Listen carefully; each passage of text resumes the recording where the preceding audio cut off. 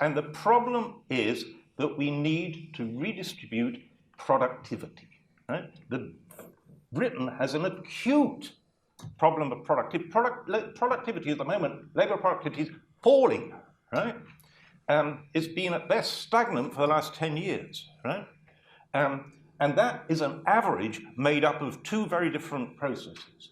There's the metropolitan well-educated working in the City of London, the bankers, the lawyers, also known as looting, right? They've got very high incomes, which counts as productivity.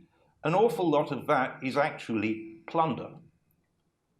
Legal plunder, it's legal transfers from others, right? It's rent seeking, right? That's the basic London model of high income, right?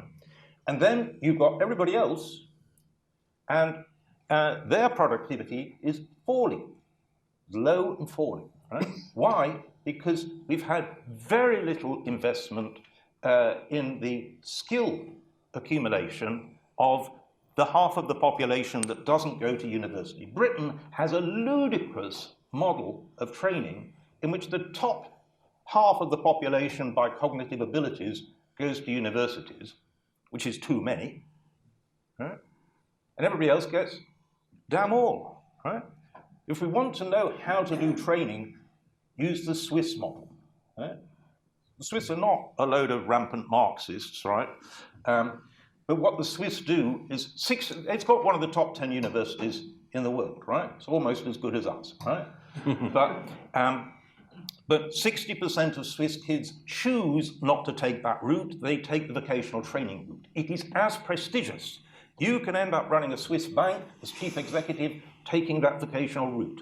When you do that vocational route, you get an equally prestigious degree. You are paid for 3 or 4 years. Half the costs are financed by firms. Because firms have got so much skin in the game, firms do hands-on, making sure that that training, that vocational training, produces people who are very productive. We need to redistribute productivity. And the model that everything will happen in California and Silicon Valley is as hopeless as everything will happen in London, right? We have got to not only redistribute the skill from the cognitive elite to everybody else, we have got to redistribute the location of jobs. Instead of the only model being, if you're smart, go to California, or if you're smart, go to London, the model has to be you bring productive clusters of jobs to places where people belong. And that is entirely feasible. In Britain, we've done it once, purely by chance.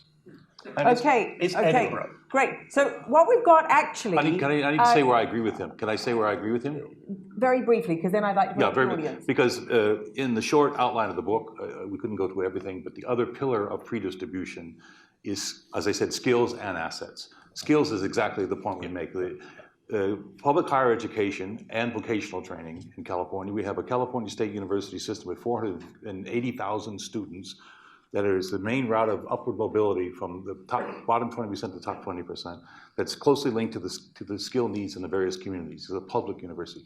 That is essential side. So it's skills, the endowment, skills and assets, both.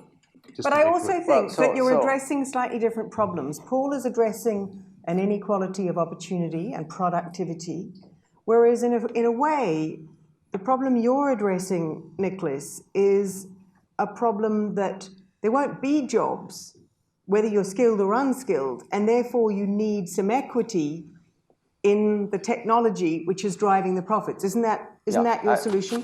I think, correct. I think it's both. But it's, as Nathan said, the way we look at it is as follows.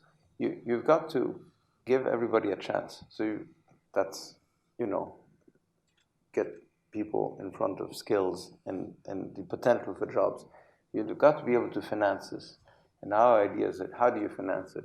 You finance it by having, in essence, the state become much a stakeholder, a shareholder in the fortune of society, as opposed to being all the time a debtor and always fighting for more money so that it can finance services which is being fought.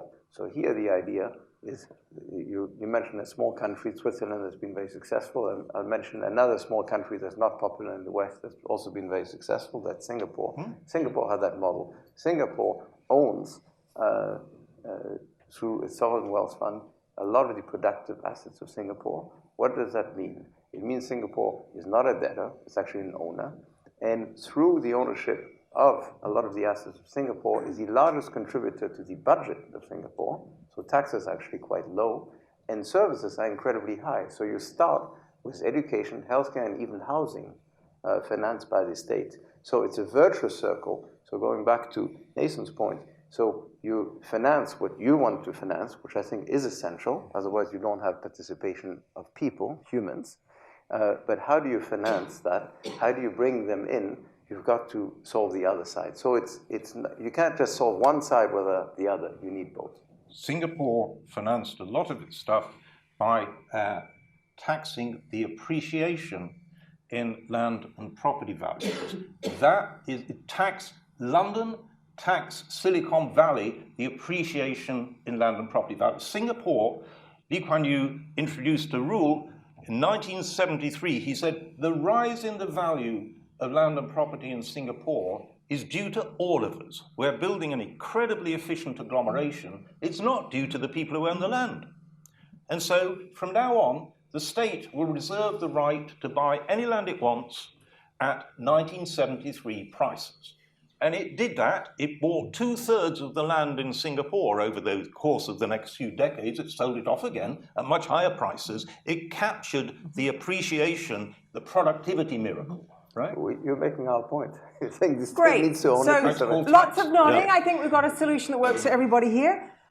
I think that the discussion of distribution, though, highlights that what all three panelists agree on is the egregiousness of inequality of opportunity, including opportunities to get the skills, to have the productivity, but also what that inequality might look like once you add technology and fewer jobs into the equation.